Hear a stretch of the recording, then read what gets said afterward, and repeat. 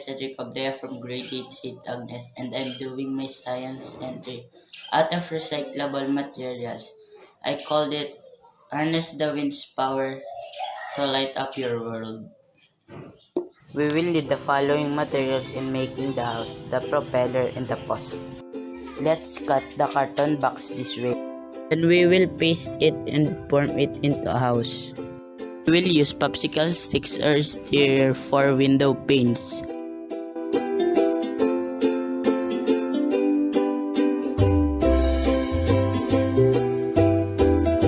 And face shield acetate as window glass.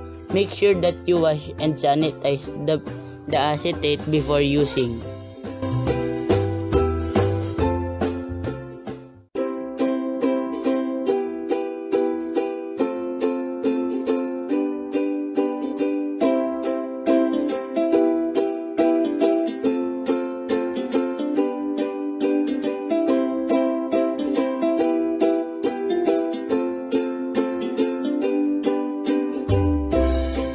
We will set aside the house and we will make the propeller this.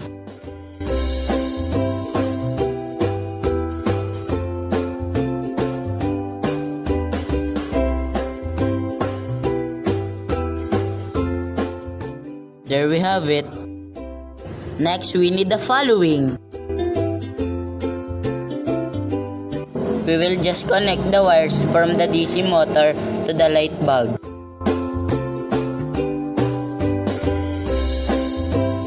This DC motor is from my old toy car.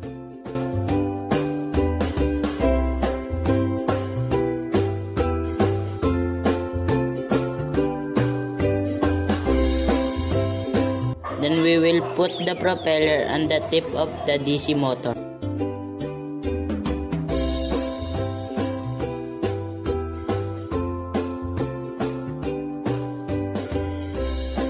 Now we will make a post out of the carton box too.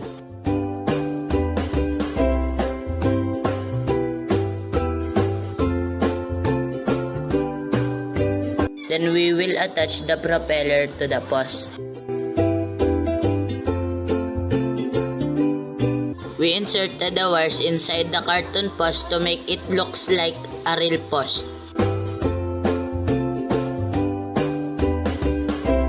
We will now put the post and the house to its base. Then we will tape the wires with the bulb inside the house.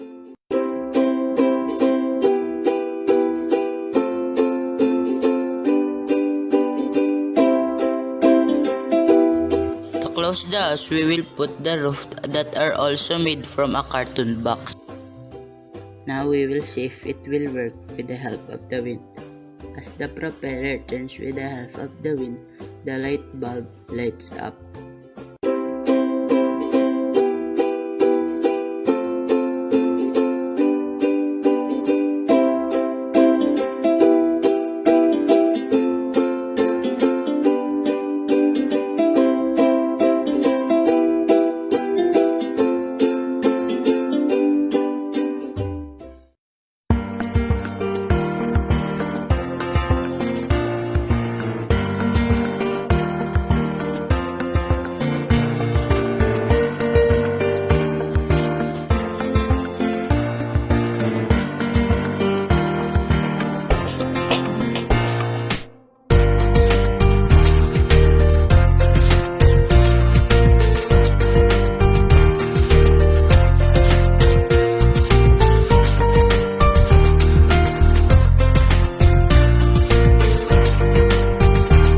Putulin ang ibabang bahagi ng plastic bottle. Ilagay sa loob ng plastic bottle ang water bulb. Gamit ang glue stick, idikit sa itaas na bahagi ang plastic bottle, ang pinutol na disposable plastic fork at spoon. Idikit hanggang mapuno ang buong bahagi ng plastic bottle. Paalala, maging maingat sa pagdidikit gamit ang glue gun dahil maaaring mapaso ang ating daliri. Sa huling bahagi, ilagay ang pinutol na used disposable plastic fork sa huling disenyo. buo na ang ating water bulb lampshade. Upang magkaroon ng stand ang lampshade, bubutasan ang watchbox na eksakto lang sa bibig ng plastic bottle. Kapag nailagay na ang lampshade, idikit ito gamit ang glue stick. Ito na po ang water bulb lampshade. Sana po ay inyong nagustuhan. Maraming salamat. Magandang araw po sa inyong lahat. Ako po si Frederick Shexel M. Pagyo from Grade 7 St. Bridget. Ang aking pong project ay water lampshade. Ito po ay nangangailangan ng disposable used fork, spoon, and plastic bottle, water bulb, and watch box.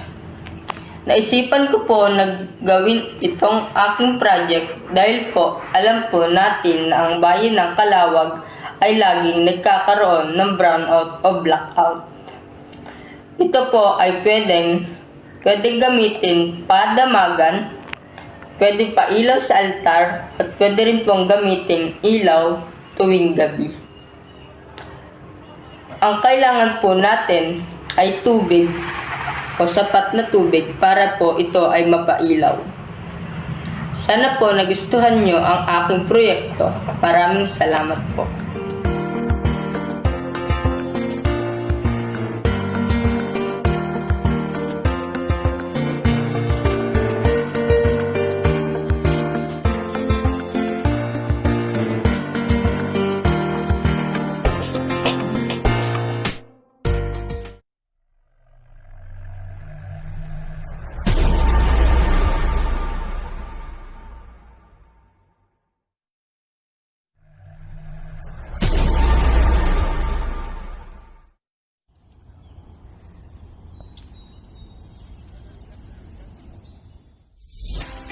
Did you know that our country, the Philippines, has now become the world's third worst polluter of ocean due to plastic disposal and has been tagged as one of the world's sachet economies?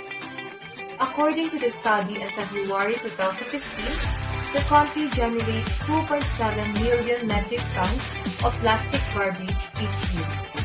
20% or 251,000 tons which ends up in the ocean. My name is Angel Ann B. Berandar from Grade 10 of St. Peter's School, Calawag Incorporated. Plastic pollution causes harm to humans, animals, and plants through toxic pollutants. It can take hundreds or even thousands of years for plastic to break down, so the environmental damage is long-lasting. To prevent this, we should reduce the use of single-use plastic, because it's not only reduce the pollution, but it also reduces the demand for plastic production that's contributing to global climate change. We should also do recycling. By recycling bottles, packaging, and other plastic used into new goods, we can help the environment and create new economic opportunities with sustainability.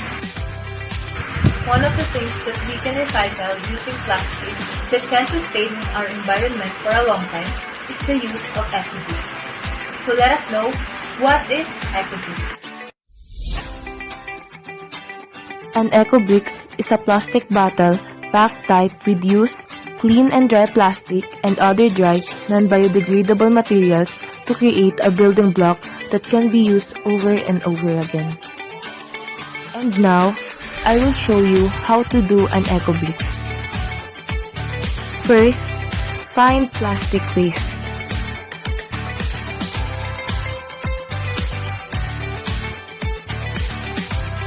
Second, wash and clean it.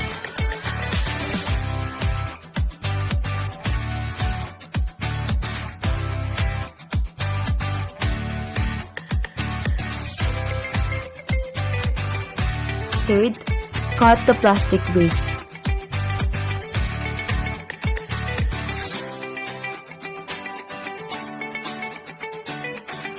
Then fill the bottles with the plastic waste that you cut.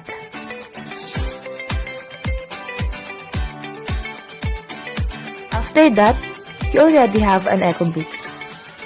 So using those eco bricks, I will make a small house.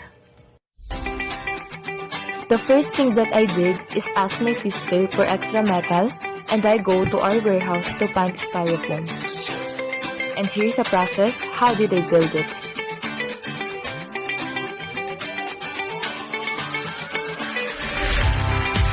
Eco bricks are used to make many things, such as furniture, walls, and buildings. They serve as reusable building blocks. As you can see, I made a small house using eco bricks. This is just an example, but you can really use eco bricks to build your house.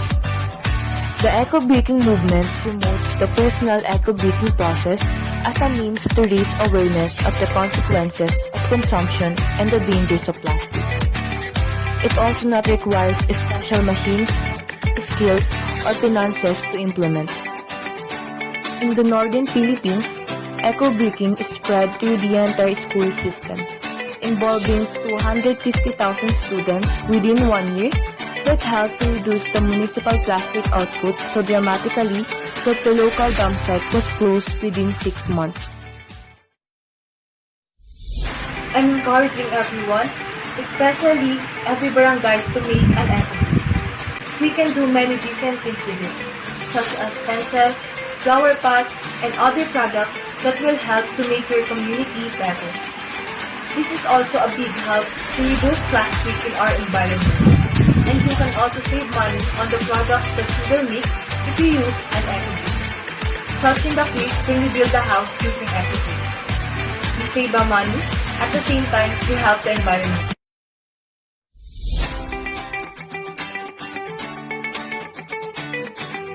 Every one of us can make a difference.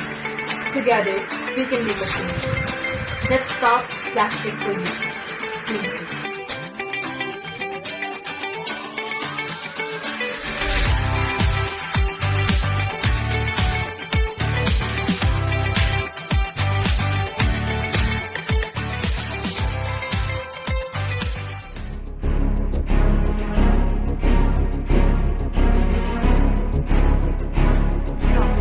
Did you see that?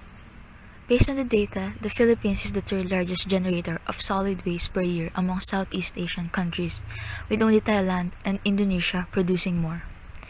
Waste paper is the second most produced solid waste in the Philippines. It contributes 19% of solid waste here in our country.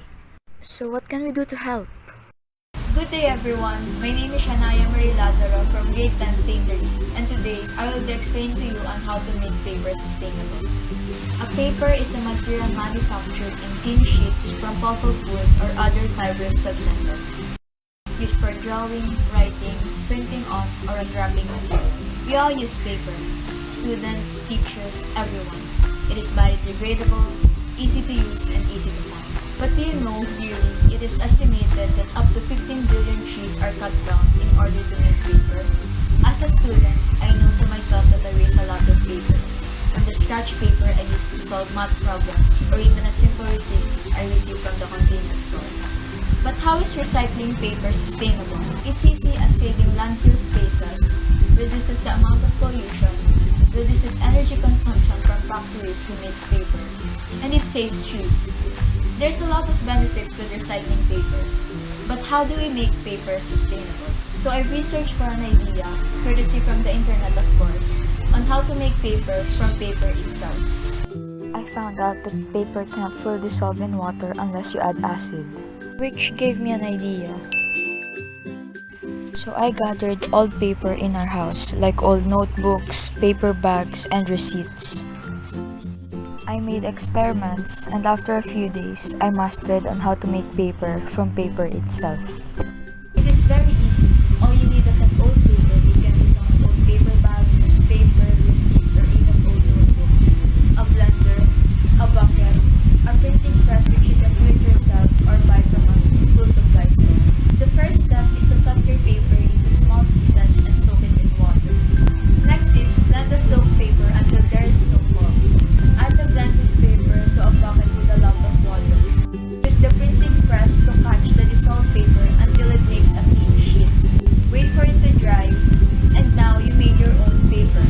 about making your own paper is that you can customize it. You can add different colors, different sizes, or even add scents. You can even add different accessories such as flowers or seeds to make it more sustainable. Let's take care of our environment and avoid adding waste by doing little things such as recycling or reusing old materials to make new ones. Our environment is what houses and helps our ecosystem grow and thrive. Without protecting and taking care of our environment, we're putting so many lives at danger such as animals, plants, and crops, and even our own. That's it, and thank you for watching.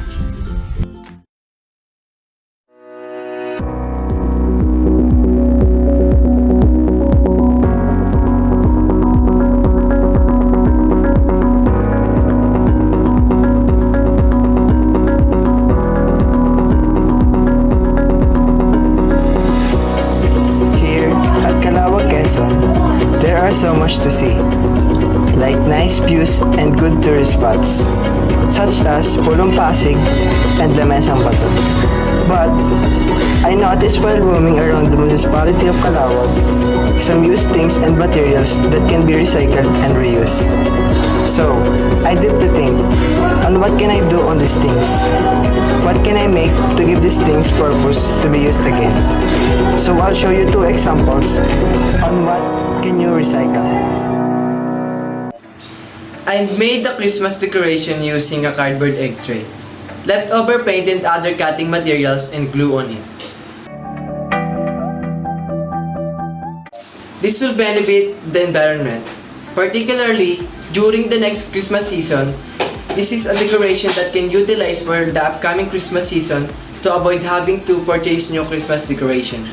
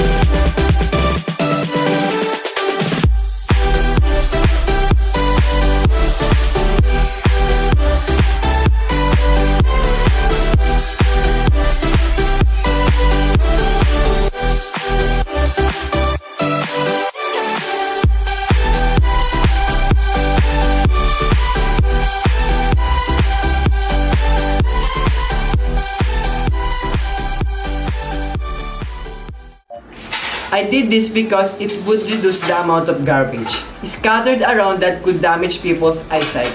When the egg cartons are no longer so good, customers will no longer accept them, so they will lose their value. So it is better that we just make it useful to help the environment. I made the recycled pillow using shredded leftover plastic, packaging Pepsi balls or pouches of snacks, detergents, drinks, and so forth. It can lessen the garbage that cause flood and water pollution. And it can help you to use to be a comfortable while sleeping or relaxing instead of buying a new one.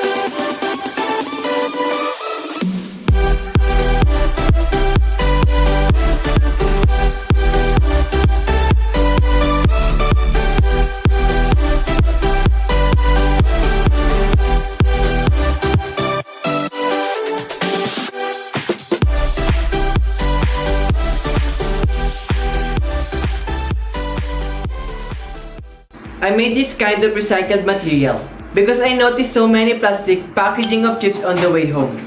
So I come up to this idea. That, why not make a pillow using this trash? It can not only help me, but it can help the environment.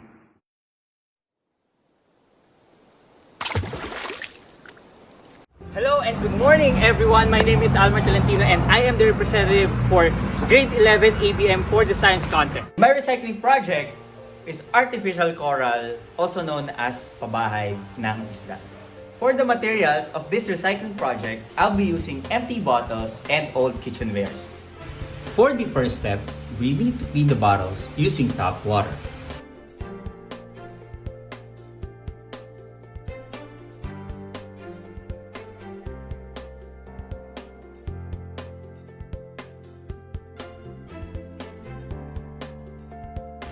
For the second step, we need to cut the head of the bottle. This process is very important since we want the medium-sized fish to fit. Let's have a quick trivia. So when a hot glass is placed in cold water, it expands due to conduction of heat. But the heat doesn't flow evenly in the glass. Hence, the expansion happens unevenly. So due to uneven expansion, the glass cracks.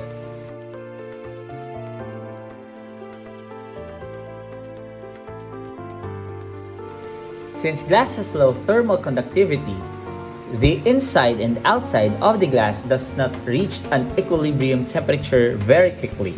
The surface of the glass rapidly contracts while the inner surface is expanding. This causes internal stress, which causes the glass to crack. For the third step, we need to prepare the cement. This will hold the bottles and kitchenware together. This part is also crucial for this project. It will generate a sufficient amount of weight needed for good deployment.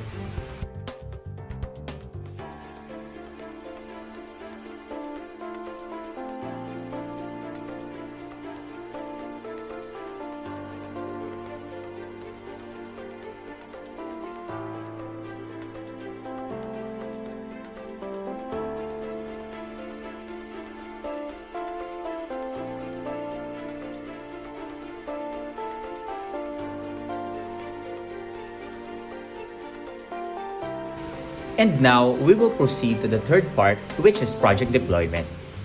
Since we are having a bad weather, I decided to ask for help from local fishermen.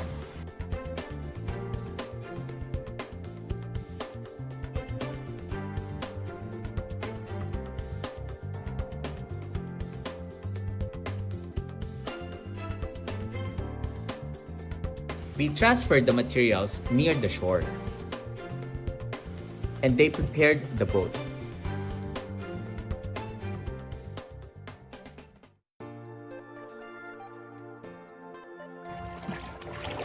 Guys, ayan, babagsak na tayo sa bangka.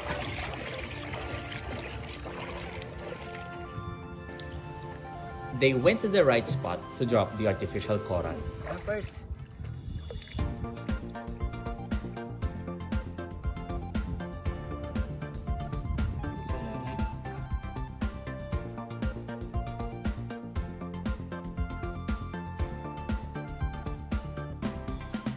Over time, the project will develop into something like this. This project has a good longevity. As long as it stays stable in the seabed, it will serve as hatching spot and it will protect small to medium-sized fish from underwater current. Once again, I'm Almar Tolentino representing ABM Grade 11.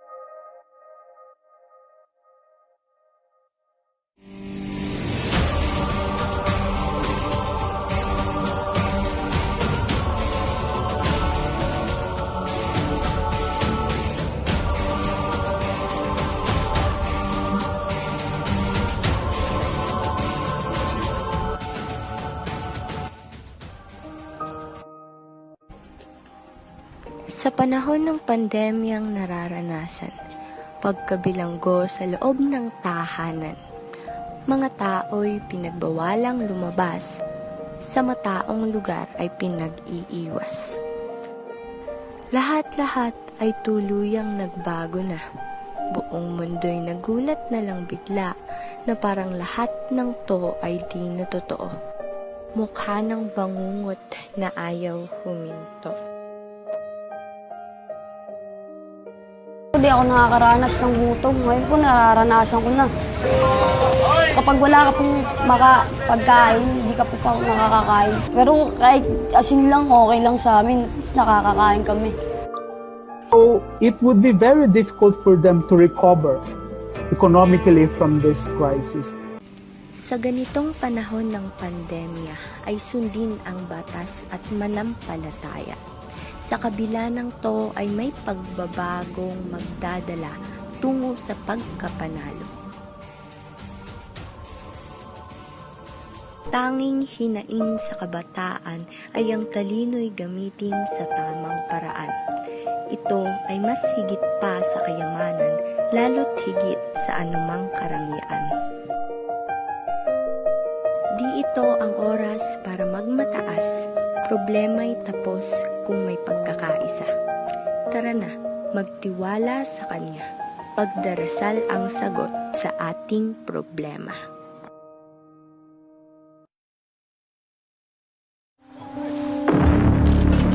We fight every day and today, the DOH is confirming that the 38-year-old female Chinese patient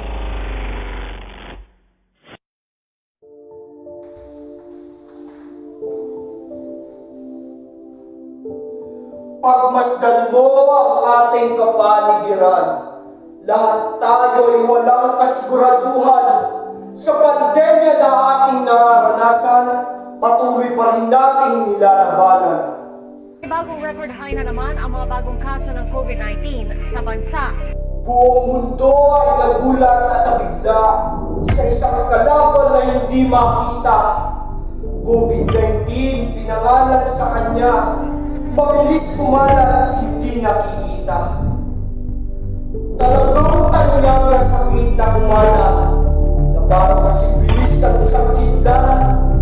At sa taong hindi pa talagang handa, ay siyang nagbibigay daw ng buhat. Anong tulong na ating bawal-awal sa bawat Pilipino na kwentuhan? Parang tulilan sa panaginip, mga naghihintay kung sinong sasagip. Init ng corona ay maiiwasan. Lahat ay mag-ingat, may kasamang kasalan. Tayo'y magtiwala, manalig sa Kanya. Maliligtas tayo sa ngalan ng Ama. Makabagong koronang tinig ni Gerald Esguerra. To my fellow Filipinos, today we face the very grave threat of the novel coronavirus disease 2019 or COVID-19. City government sa Metro Manila fighting to bring down infections. Parating sa ating mga kabayan na hindi po kayo gawin mag-isento ng ating pamahalaan, kailangan magtulong-tulong tayo. Sinimulan na sa Paranaque ang mass testing para sa COVID-19. Paranaque has signed an executive order prohibiting the discrimination against COVID-19. I call on our people to remain calm, vigilant, responsible.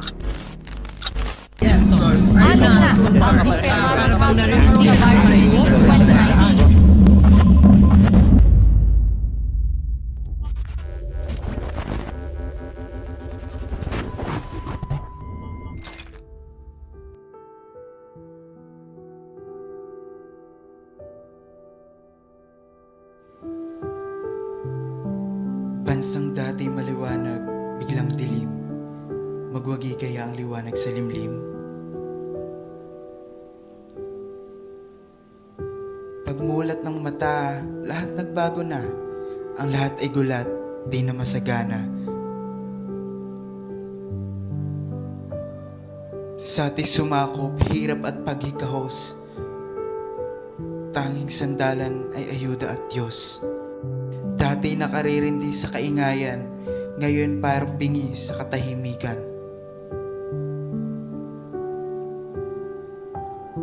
Dati ang ligaya ay kita sa mata, bakit ngayon ay parang nalulungkot na?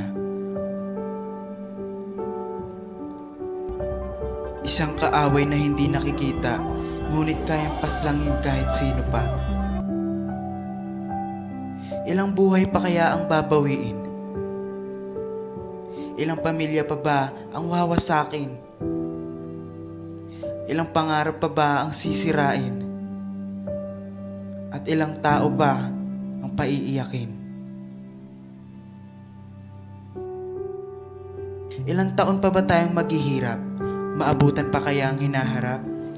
Hinaharap na kung saan tayo malaya, kung saan epidemya ay ating napuksa. Tayo ay magkaisa, together as one nation, this challenge can be overcome.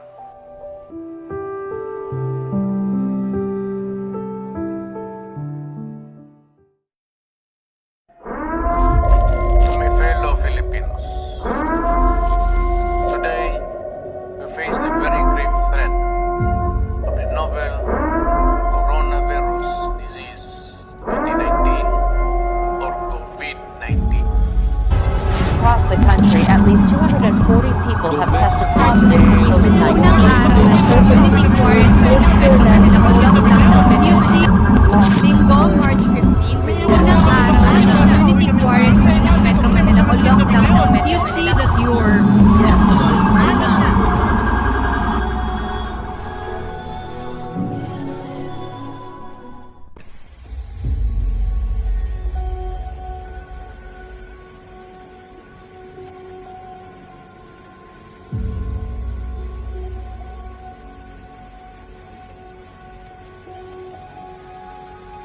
Mundo ay tahimik ngunit may bagabag.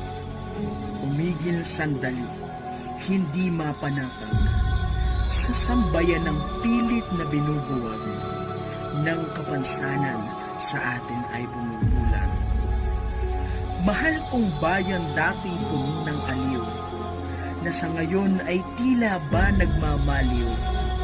Gumugulo sa isip mistulang baliw, na pagkakawari mo'y mga basang sisiw. Mga ngiti sa labi hindi na matanaw, busal sa bibig tila nangingibabaw, sakit na hindi man natin maaninaw, saan nagmula hindi mabigyang linaw. Bayan kong giliw, kumusta ang perlas mo? Lungkot, bumalot sa sakit na natamo. Ginulo, binago, estado ng mundo, ngunit matibay pa rin, dugo ng Indio.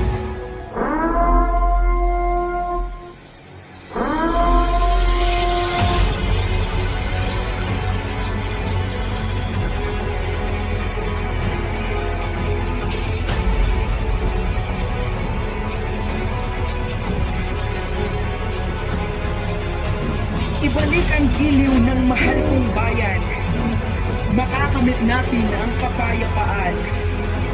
Ang pula at asul muling ilalaban, kinang ng bituin at kaliwanagan.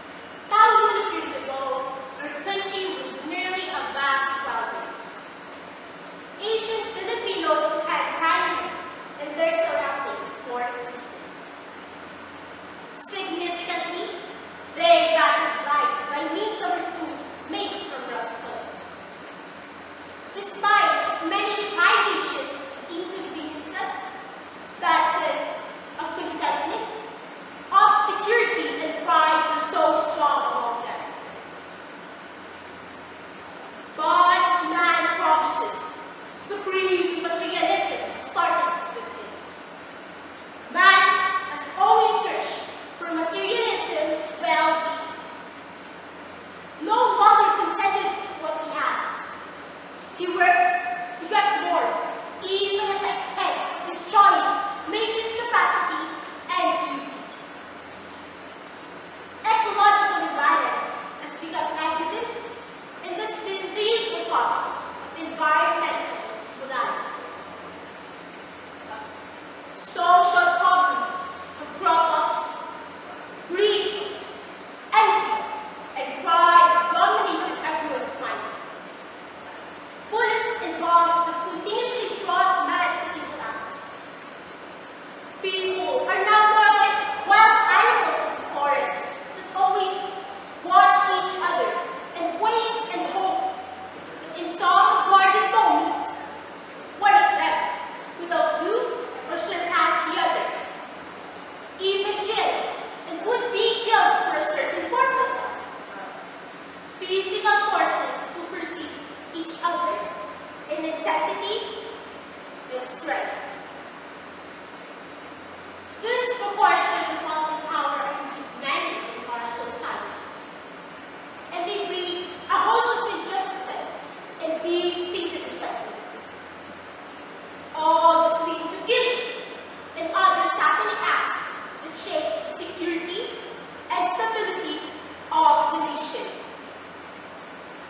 How can we ward off the devilish adventure that is projected to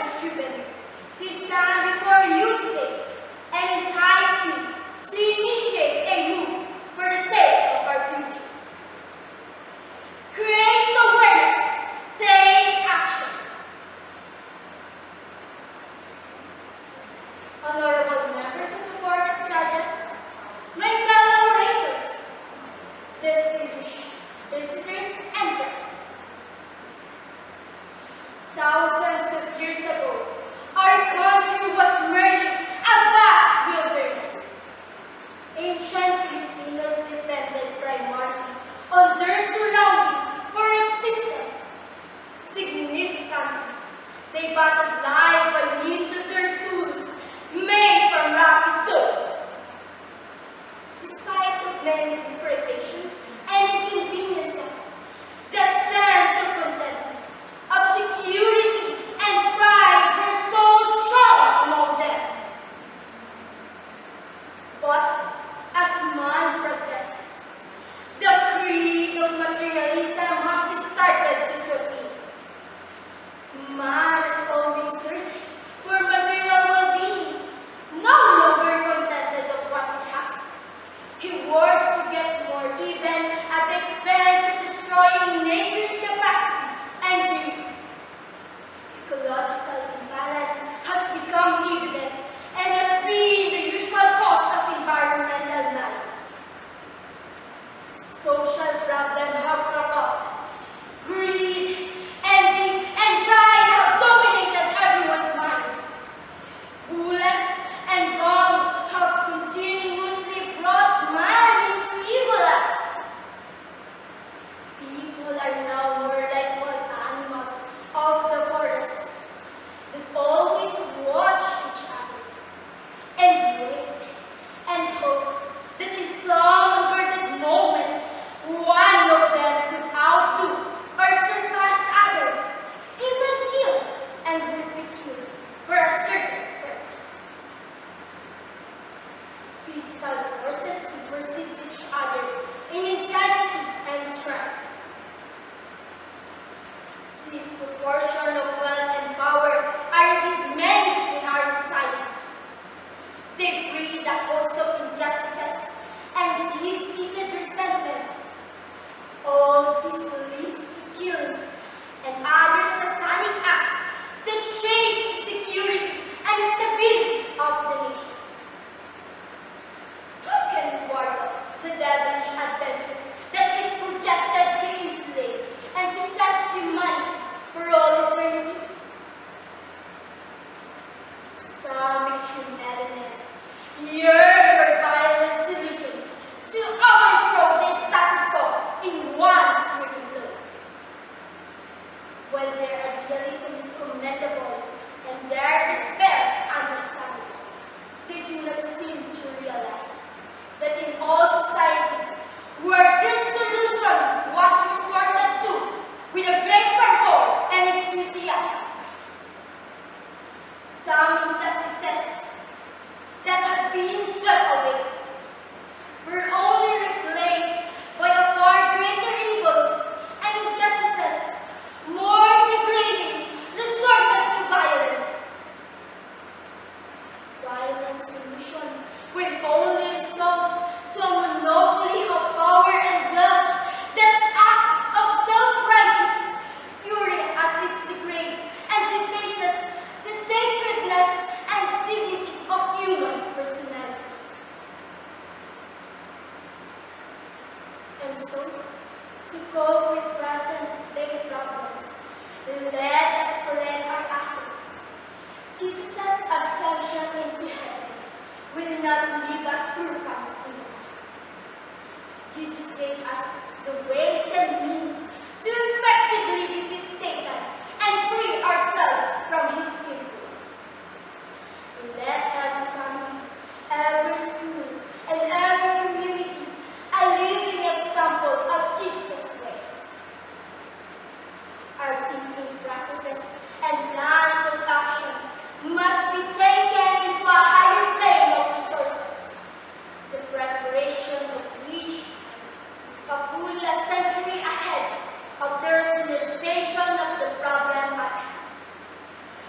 Apply a far greater force, something non-physical but indestructible, force, the spiritual force. The quest may extend through innumerable frustration and experiences of humanity and turmoil. In fact, many well-meaning crusaders have come, have lived their mark in the sands of time, and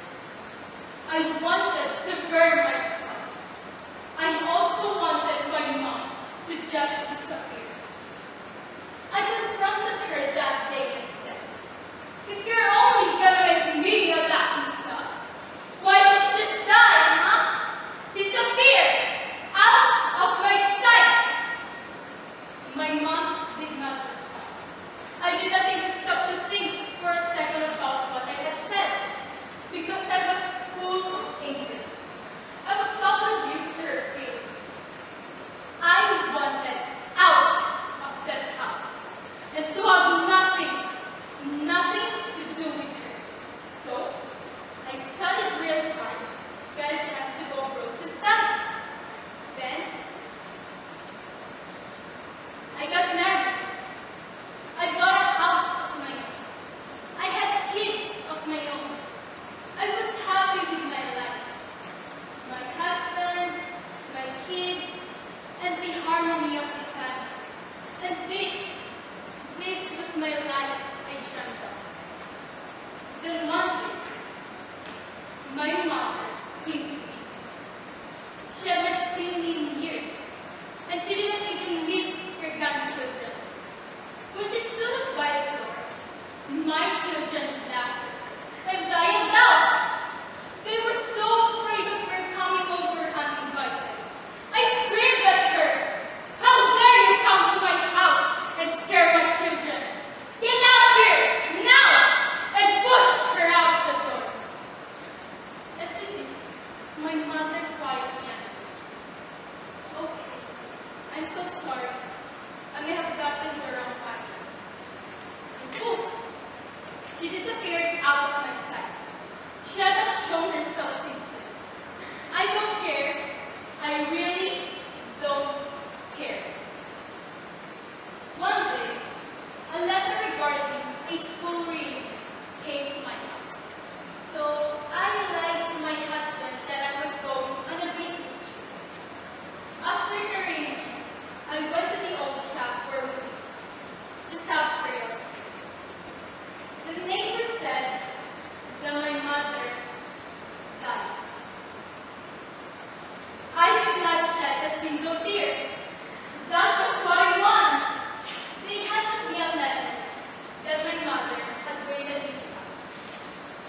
Open as it did. My dearest daughter, I think of you all the times. I'm very sorry that I came to your house and scared your children. So sorry about it. I was so glad when I heard you were coming from the reunion, but I may not even be able to get out of my bed to see you. I'm sorry that I was a constant embarrassment to you when you was growing up. You see, when you were very little, you got into and lost your eye. As a mother, I couldn't stand watching you happy to grow up with one eye. So I gave you my eye. I was so proud of my daughter who was seeing a home in work for her. And I place with that prayer I had given to you belong to your mom.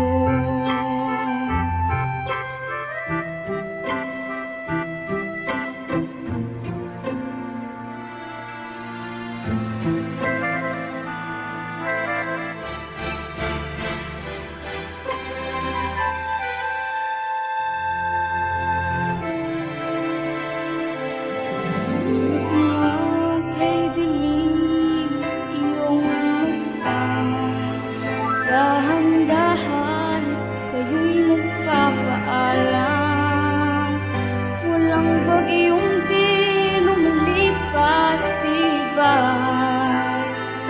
Kaya't huwag sanang mawalan ng pag-asa.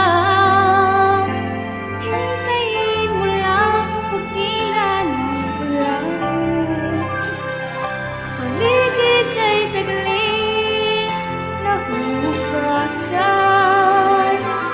Hingga't kulay tumitin ka, kita mo ganun ang yun ang hintayin mo lang. Kapatid na may ganda pa dito.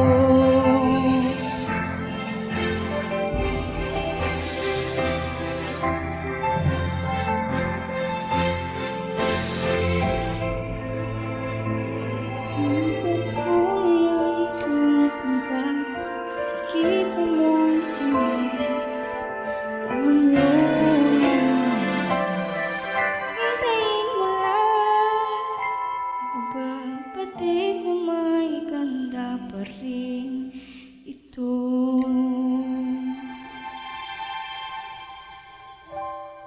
Kapatid na may ganda pa rin ito.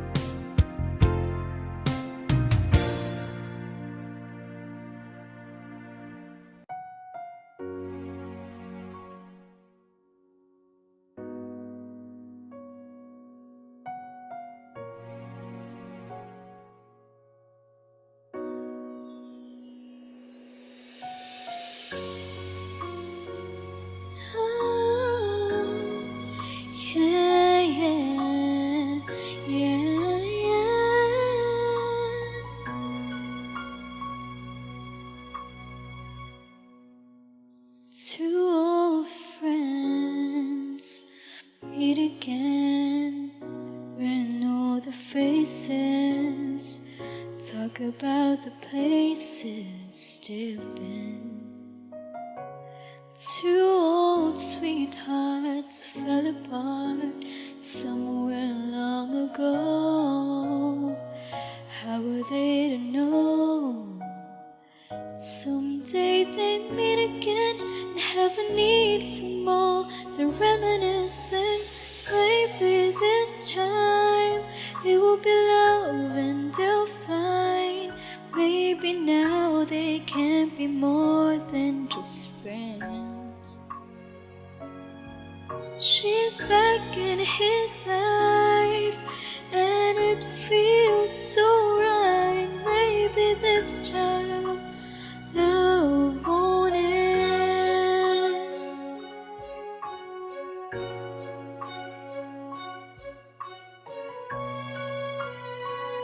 It's the same old feeling, we're back again.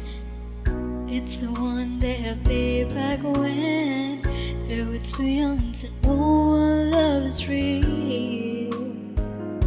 But somehow some things have never changed, and even time hasn't brought a flame. It's burning even brighter than it did before.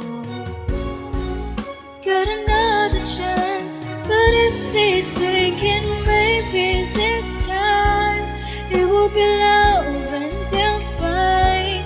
Maybe now they can't be more than just friends. She's back in his life and it feels so right. Maybe this time love won't end. She smiled like she used to smile way back then. Just feel like she used to feel way back when they tried. Something kept them waiting for this magic moment. Oh, maybe this time it will get love until fine. Maybe now they can't be more than just friends. It's back in his life and it feels so right. Maybe this time, maybe this time, maybe this time I love for him.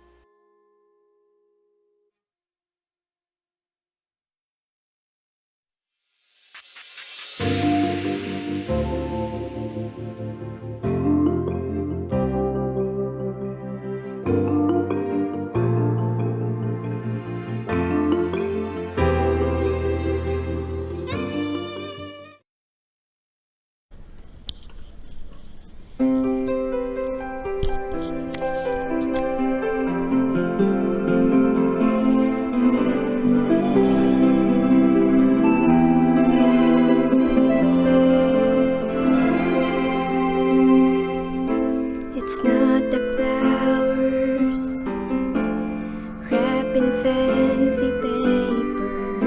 It's not the ring I wear around my finger. There's nothing at all the world I need when I have you here beside me. Here beside me. So you could give me wings to fly and catch me if I fall, or pull the stars down from the sky so I could wish on them all. I couldn't ask for more, 'cause your love is the greatest gift of all.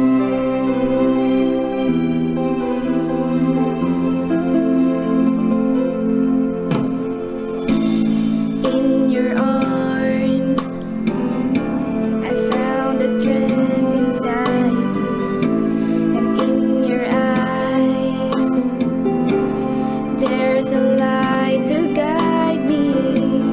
I would be lost without you, and all that my heart could ever want has come true. So you could give me wings to fly and catch me if I fall, or pull the stars down from the sky so I could wish on them all. I couldn't ask for more, 'cause your love is the greatest gift of all.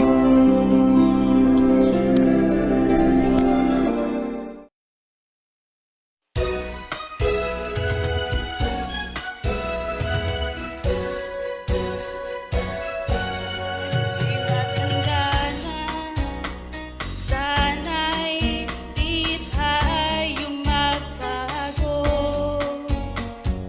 Kailanman, nasaan may ito ang pangarap ko. Makuha mo pa kaya ako'y hagan at yakapin. Oh, hanggang sa pagtanda natin. Nagtatanong lang sa'yo, ako ba kaya'y ibigin mo? Kahit mabuti na ang buo.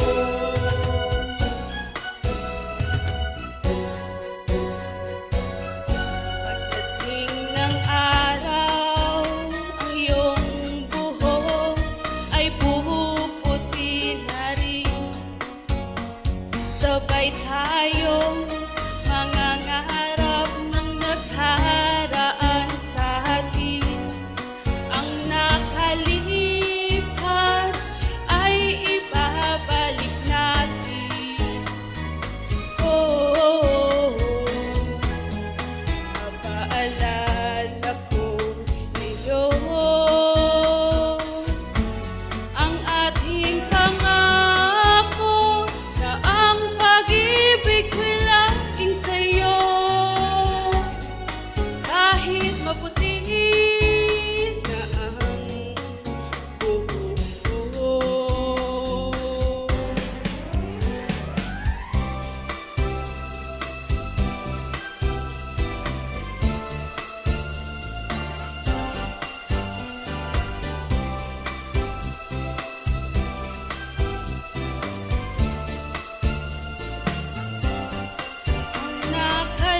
Nakalipas ay ibabalik natin. Oh, papaalala ko sa'yo ang ating pangako na ang pag-ibig ko'y laging sa'yo. Kahit maputi na ang buhok ko, kahit maputi na ang buhok ko.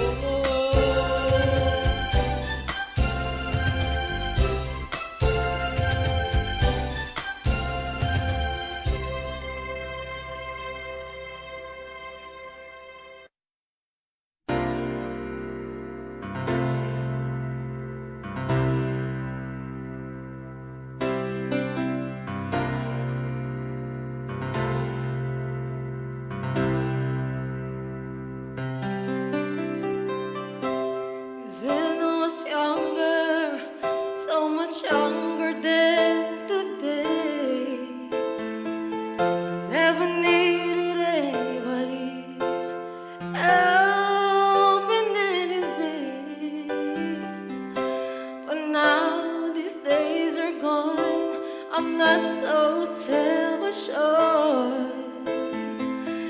Now I find I've changed my mind. I've opened up the doors. Help me, you get I'm feeling down. And I do appreciate you being around. Oh, help me get my feet back on the ground. Oh, won't you please, please help me. And now my life has changed in oh so many ways. My independence seems to vanish in the haze. But every now and then I feel so insecure. And I know that I just need you like I've never done before. Oh, help me, you get I'm feeling down. And I do appreciate you being around. Oh, help me get my feet back on the ground. Oh, won't you please, please help me.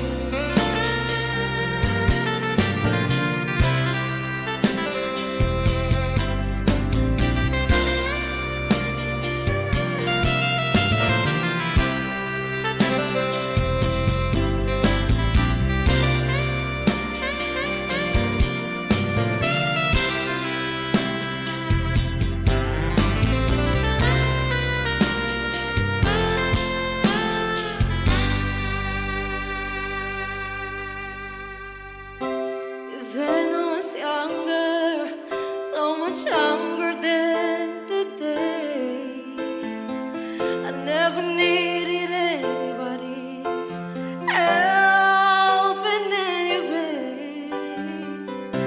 But now these days are gone, I'm not so self-assured. Now I find I've changed my mind. Open up the doors. Help me if you can. I'm feeling down. And I do